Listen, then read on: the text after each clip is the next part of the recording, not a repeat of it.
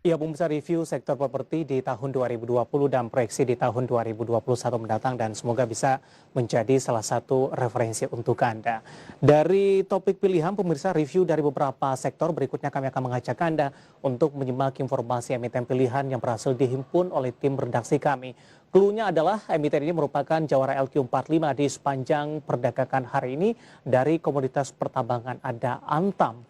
Dan mungkin Anda juga sepakat Antam merupakan salah satu emiten of the year di 2020 di mana penguatannya cukup signifikan. Nah, menghadapi tahun 2021, Antam sudah melakukan berbagai persiapan dan sudah menyusun beberapa langkah strategi untuk mempertahankan kinerja mereka.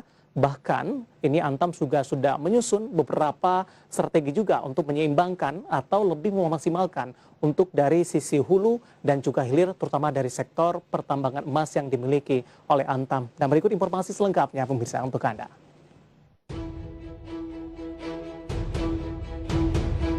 Berdasarkan data perseroan per September 2020, Antam mencatatkan penjualan emas unaudit sebesar 6.967 kg atau setara dengan 223.994 troy ounce. Realisasi ini tumbuh signifikan hingga 147% dibandingkan dengan penjualan emas pada kuartal 2 2020 yang hanya mencapai 2.818 kg atau setara dengan 90.600 troy ounce.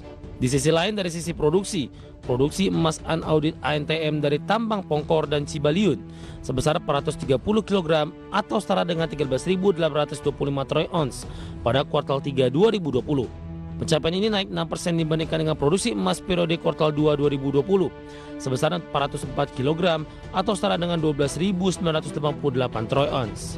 Dikutip dari berbagai sumber, SVP Corporate Secretary Aneka Tambang Kunto Hendra Pawoko mengatakan emas masih menjadi salah satu komoditas utama perseroan yang memiliki kontribusi signifikan terhadap pendapatan perseroan. Antam meyakini prospek bisnis emas pun sangat baik di masa yang akan datang karena konsumen masih menilai emas sebagai instrumen investasi sekaligus alat lindung nilai atau safe haven. Perseroan tengah menyusun strategi untuk fokus pada penguatan bisnis retail emas logam mulia di pasar domestik, baik penguatan dari sisi pasokan, infrastruktur, teknologi, organisasi, pendanaan serta sistem distribusi produk.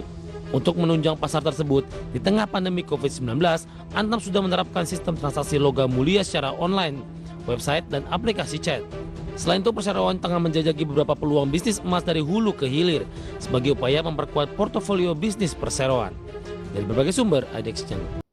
Ya, pemirsa di luar dari sisi fundamentalnya, di sepanjang perdagangan hari ini saham Antam juga mengalami penguatan cukup signifikan, di mana kepastian stimulus dari Amerika Serikat juga menyebabkan harga emas mengalami penguatan. Pemirsa, kita akan coba lihat bagaimana pergerakan intraday tradingnya untuk Antam di sepanjang perdagangan hari ini. Dapat Anda saksikan juga di layar televisi Anda di pembukaan sesi pertama pada pagi tadi. Saham Antam dibuka di level 1825, kemudian pada pukul 10 ini mengalami penguatan tipis di 1835.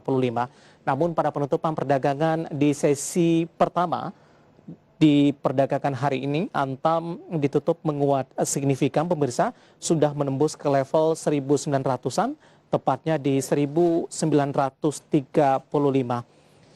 Sementara pada posisi pembukaan sesi kedua, di mana saham Antam melemah tipis di 1930, tapi kalau kita bandingkan di posisi penutupan perdagangan di sesi pertama hari ini. Sementara pada penutupan sesi kedua hari ini, Antam akhirnya menyentuh ke level 2000-an, menguat di 11,73%, di mana intraday trading atau day range-nya di sepanjang perdagangan hari ini, pemirsa, di posisi terendah di 1780, sementara level tertinggi di 2000 dan merupakan level penutupan pada perdagangan hari ini. Nanti kita juga akan bahas bagaimana prospek dari saham Antam dengan 2 hari perdagangan ke depan dan juga di posisi di 2021 mendatang. Kalau kita bandingkan dengan posisi harga Antam dari harga IPO-nya ada di 1.400 sudah terlewati setelah mengalami koreksi yang cukup dalam untuk saham Antam. Ya, dari intraday tradingnya berikutnya kami akan mengajak Anda untuk melihat pergerakan saham Antam di sepanjang tahun 2020. Pemirsa dapat Anda saksikan juga di layar televisi Anda. Kita ke grafis selanjutnya. Di 2 Januari masih bergerak di level 840. tekanan hebat terus terjadi kepada saham Antam, di mana secara bulanan sempat menyentuh ke level terendahnya, ini di 436, tepatnya di 1 April 2020. Kemudian Antam perlahan mencoba untuk bangkit, 555, 600, 700 sampai dengan 840. Kemudian koreksi di 735. Namun di November dan Desember ini saham Antam ini mengalami penguatan yang cukup signifikan. Berbagai sentimen yang berkembang pemirsa di sepanjang tahun 2020 selain dari komunitas emas yang mengalami penguatan yang cukup signifikan dan merupakan kontributor terbesar di kinerja Antam, kemudian juga nikel ini mengalami penguatan yang cukup signifikan. Kemudian juga informasi dari mobil listrik, kemudian juga Antam termasuk ke dalam salah satu anggota Badan Baterai Indonesia, pemirsa, yang nantinya kepemilikan saham dibagi dengan beberapa 3 BUMN lainnya, dan ini memberikan sentimen positif kepada Antam.